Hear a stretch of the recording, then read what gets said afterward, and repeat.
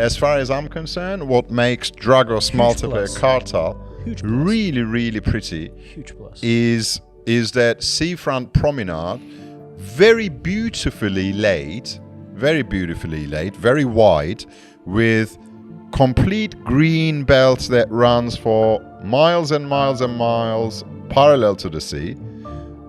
On the one hand, you've got the beautiful Princess Island views, and on the other hand, you have the city, this Maltepe to Kartal region, kind of lined up against the seafront, providing this beautiful backdrop, the scenic route, so to say. I call it the scenic route because when I'm driving from central Istanbul to say Bursa and beyond, yes, you have two possibilities, right? You can take the motorway, or you could take the slightly slower yet the scenic route, which is the seafront route. Right. I always take the scenic route, despite the fact that there might be traffic there at times, because to drive along that promenade, which it's a 20-30 minute drive, it's a long drive, to drive along that promenade is really breathtaking.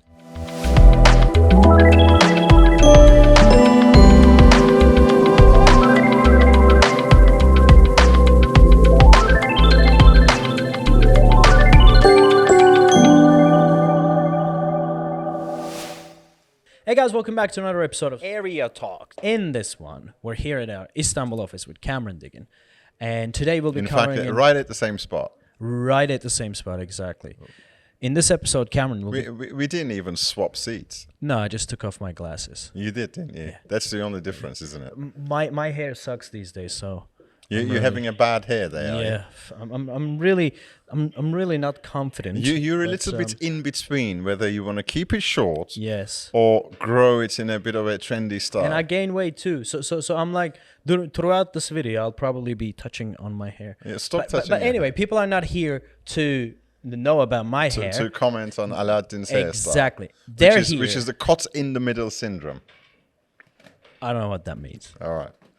We're going to be talking about caught in the middle in this episode, really. Yeah, all right, go on. People are here to get to know about Istanbul. That's right. More. And in this type of talks, we talk about areas. Okay. In today's area, I actually have a bundle. Not just one area. So you bundled a few areas. I bundled a few areas. Ooh, you're cutting corners there, because for us, these names would make sense. But for foreigners, it's just, okay, the broader the concept, the easy for them to understand. Okay. So in this episode, we'll be talking about Kartal, Maltepe, and Dragos areas. Okay. Kartal, Maltepe, and Dragos. Cameron, let's talk about the location. Okay. First, Kartal, Maltepe, these areas. Where are these areas located, and how would you categorize them? Are they central locations? Would you call them central Istanbul, or would you call them outskirts?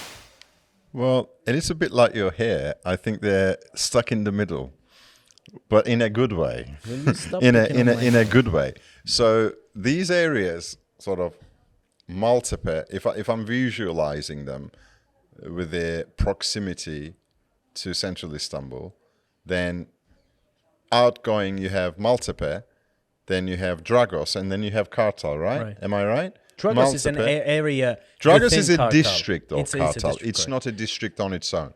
It's not a municipality on its own, whereas Maltepe and Kartal, they have their own municipalities, administrative municipalities.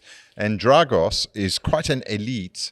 It's almost like a hill. Look at the name, though. Quite a Dragos. It's like dragon, you know? Quite an elite neighborhood of Kartal, where we have larger homes, villas, overlooking Princess Islands, etc. It's quite stylish, really. Right. So when you look at these areas bundled together, they're not central Istanbul. If we were to take Kadıköy as central Istanbul, and certainly it is on the Asian side, but they are the areas that come straight after Kadıköy as you go out. Right. So they're kind of not central Istanbul, but not in the middle or nowhere either. So they're very accessible, yet they have lower build density compared to central Istanbul, which means, again, talking about the green thing, which we're really hot on these days. So there are more green areas, lower build density in terms of concrete, and more importantly, in my opinion, they've got this promenade, the seafront promenade, which, as far as I'm concerned, what makes Dragos, Maltepe, Kartal really, really pretty is that seafront promenade, very beautifully laid, very wide, with complete green belt that runs for miles and miles and miles parallel to the sea.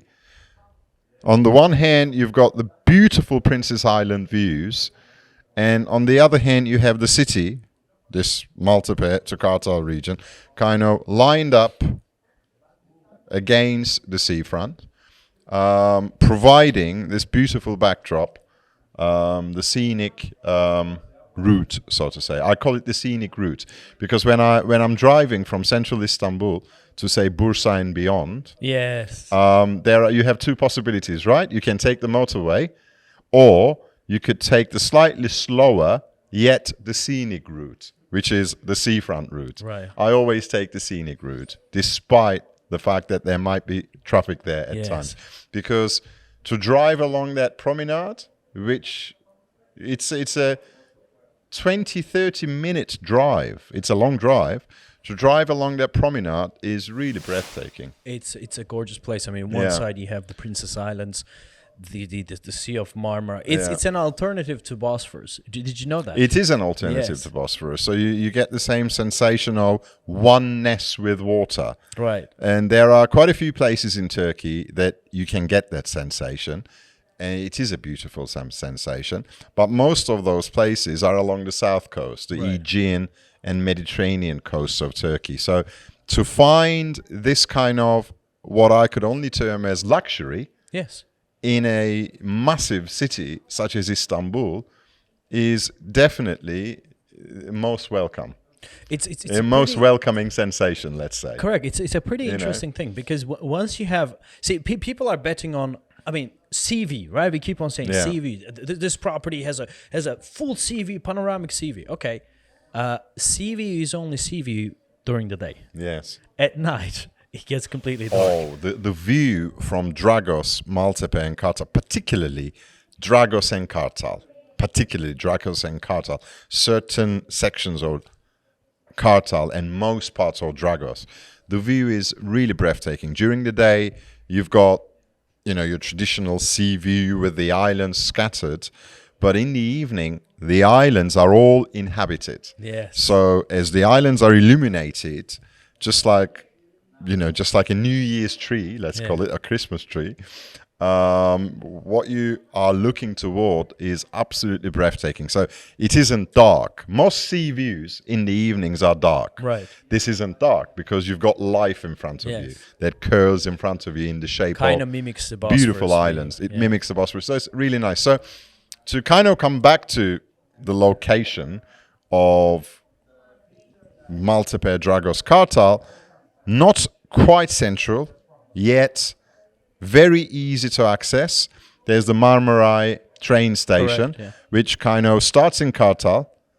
Well, it stops in Kartal. I think it starts further beyond, but it has a few stops in Kartal area.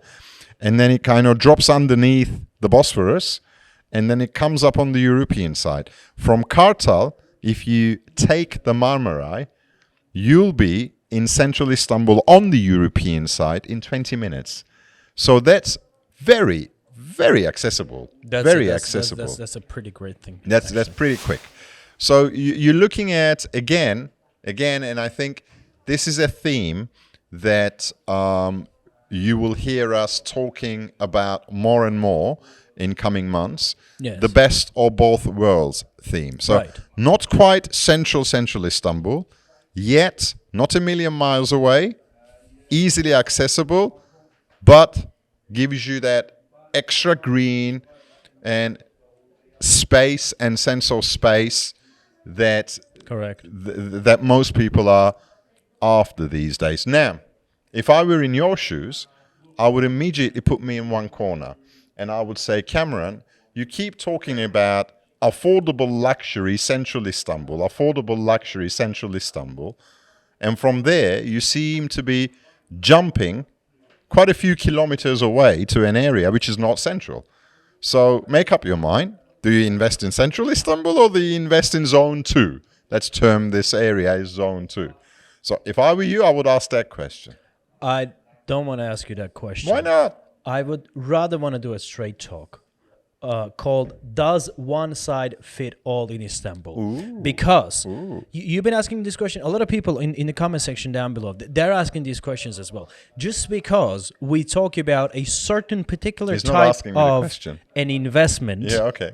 Okay, say city center affordable luxury. Yes, that's one segment of investment. It does not necessarily mean that this is the only way you can invest your money. You can make a viable investment in Istanbul. Right. There are other ways. Exactly. And sometimes we talk about certain areas from the investment perspective. We say, look, these types of areas, they're not going to make sense.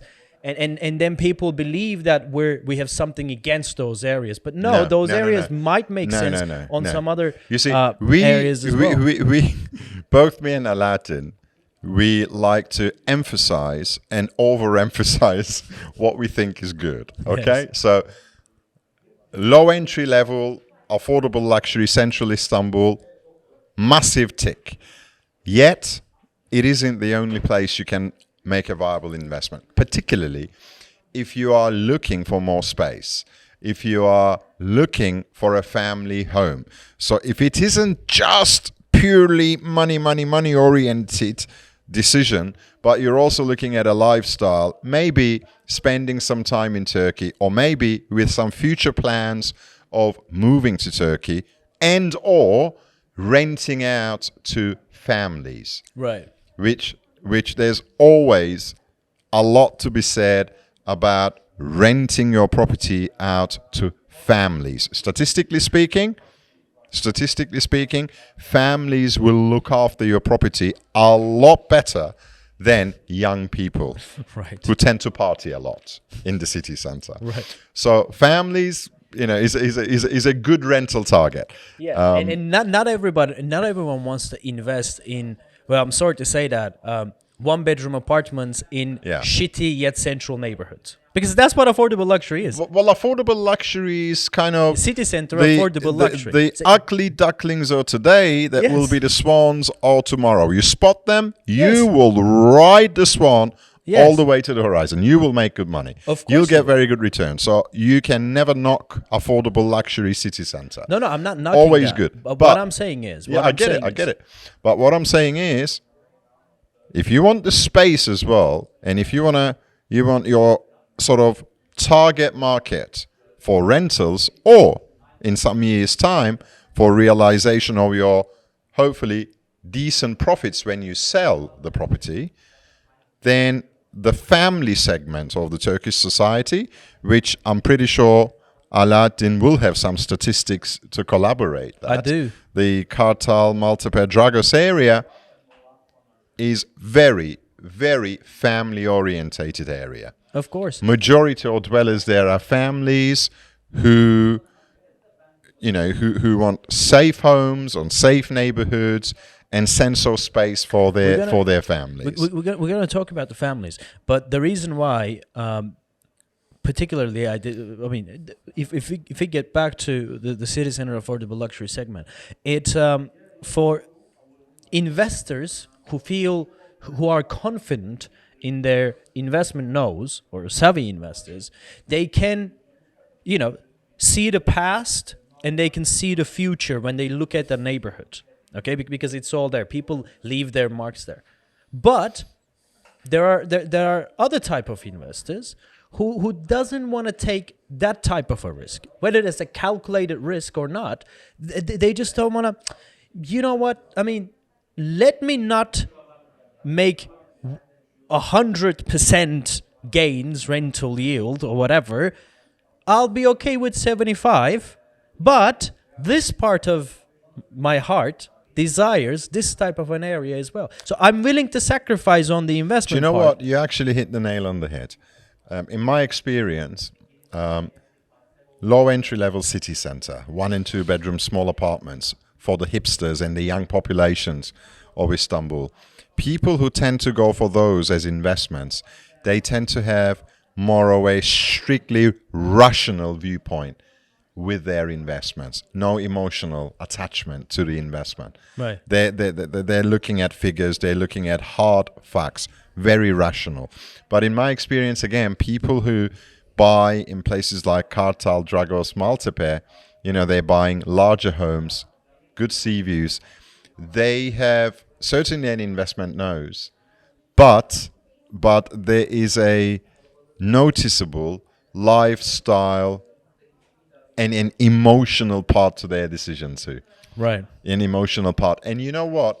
Having an emotional part to your property purchase decision isn't a bad thing. Because at the end of the day, you will sell to another fellow human. Right. You will rent to another family. Yes. So if it feels good for you, the chances are it will feel good to a lot of other people too. So I think a good investment in real estate is one where you certainly have a savvy, rational mind, but you got to be able to have a balancing emotional side to it too. I think that's when you are truly combining what we always say and what we made our slogan as Property Turkey, lifestyle and investment. Right. Because that's the complete picture, really Right. and truly. Let's go into what kind of people live there. If people are going to have an emotional attachment to these properties that they're going to purchase in Kartal and Maltepe, they would very much like to know what kind of people live in there. And I have a bit of some statistics there okay. to give you. Kartal and Maltepe combined, their population is roughly about 1 million. That's 1 a million. big population. This is definitely a big population. For an area. Of course. And when you look at the education status of these areas, what is striking us is there is almost 34% university graduates, 25% high school, almost 22% middle school, and 10% primary school. So I think the important thing I'm hearing here is that this particular area seems to have a relatively high concentration of higher education. Of course. Is that what you're saying? Of course. And I wouldn't be surprised if you also have the statistics that show that the concentration of couples, married couples, families in this particular area is probably somewhat higher than Istanbul averages. You wouldn't surprise because I showed it to you before the video. So marital That's status, why I'm not surprised. Marital status, 60.5% married, 28.5% single, 6% divorced, 5% widowed. It's a family area. It's a family area. And that's where you're banking, basically. And here's a statistic that I've never shared. Oh, you never shared it. Socioeconomic status, What does that mean? B+. Ah. Okay, Cameron Degan, talk to me about that. It's B+. What does it mean? Well, B plus is quite a high socio-economic status, to be honest. It's like A is the top, then you have A minus, B plus, B minus, etc. So B plus, as far as I know, indicates higher middle class. Yes. High upper middle class. Upper middle class, Upper middle yes. class. Okay, so people who can afford, people who have disposable income. Of course. Okay, but interestingly, and again, correct me if I'm wrong, Maltepe, Kartal, Dragos to some extent, relatively speaking, are affordable. They're not necessarily on the top slice or in the top 25, top 30% of the real estate market by price. Certainly, they are affordable. Very average, right? They are affordable when you compare it to central areas, in, Yes. say in Bomonti or Maslak Yeah. or by the Bosphorus and etc. Certainly, they are affordable.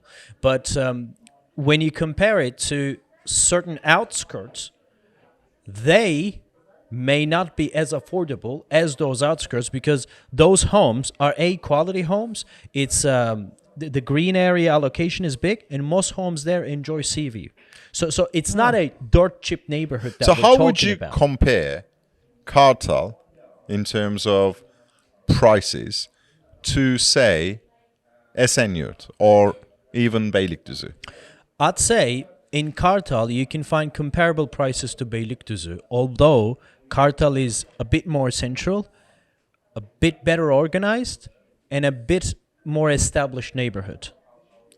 Alaattin, when you compare Kartal to Esenyurt or Beylikdüzü even, in my opinion, there's no comparison. In the late 80s... But you're talking about prices, though.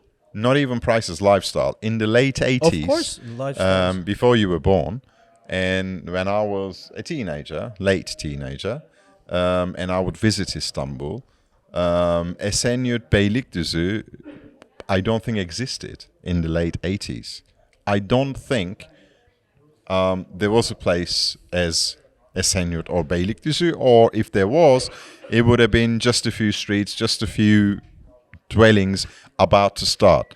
But if you went to Kartal in the 80s, Kartal was already a well-established municipality. Of course. It had its own municipality. It was already established with the entire infrastructure. So was Maltepe. So what I'm saying is, these areas compared to the European suburbs of Esenyurt, Beylikdüzü, Silivri, going further out even, these areas are not only more established, but they are a great deal better organized too. Yes. In terms of the aesthetics, in terms of the demographics, in terms of, value for money and quality of life. And yet, prices are comparable. That's what I was saying. So prices are comparable. Prices are comparable. So again, one must think here that what do I want? Do I want a pure investment, or do I want something? Well, investment doesn't necessarily mean that I'm gonna return 7% rental yield, 4% rental yield. A property itself is an investment. It's going to appreciate over time. So one must really and truly decide what they want exactly from this property. What's the motivation behind this property? If it has lifestyle aspects to it, then I'd say definitely you should look for these types of areas. There's another point I have to make, to do with, in particular, Kartal. There doesn't seem to be too many stock going around. There doesn't seem to be a massive amount of supply in the market. That's in correct. These areas. From our portfolio, for new builds in particular, builds. If I was to refresh my memory from our portfolio, I wouldn't be able to name any more than 10, 12 projects there. I can't even name 10 in Kartal. I can, but so what I'm saying is there seems to be a bit of a limited supply to market in Maltepe, Kartal, Dragos in particular. The reason for that is it's an established neighborhood, which means that you don't have big available land plots there that you can develop project. B is that it's not an urban regeneration area, which means that nobody is going in there to knock down old buildings and build up new ones, such as... There are urban regenerations in the area, though. In the particular pockets, yes, but it's a great... In the big picture, when you look at Maltepe, Kartal, Dragos, these are pretty established areas. Yes, yet there are certain neighborhoods that are being regenerated. It's for everyone, but it's not a case of a Kağıthane. It's not a case of a Fikirtepe or Eyüp that you can go out. This is a proper big-scale urban regeneration area. I actually think as a company, we should pay a lot more attention to this particular area. Right. Because I do think that, the area or the bundle is very, very viable. It is. In terms of not just investment, but for those of our clients, potential clients who, are thinking beyond just an investment. Right. I think this particular area is affordable, provides very good lifestyle, certainly beautiful views, plenty of green along the promenade in particular, which is very accessible, and location is accessible. Very, very accessible.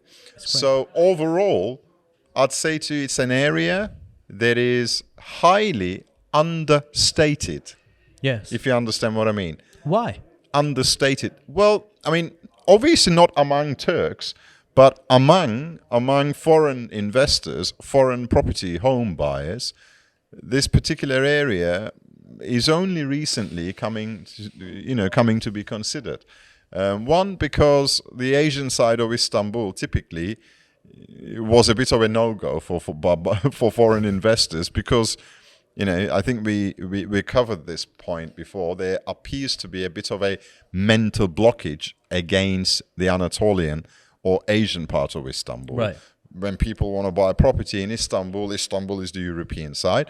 Whereas, in reality, as we, people living in Istanbul, very well know, the Asian side of Istanbul is prettier, tidier, and a great deal more safe for families.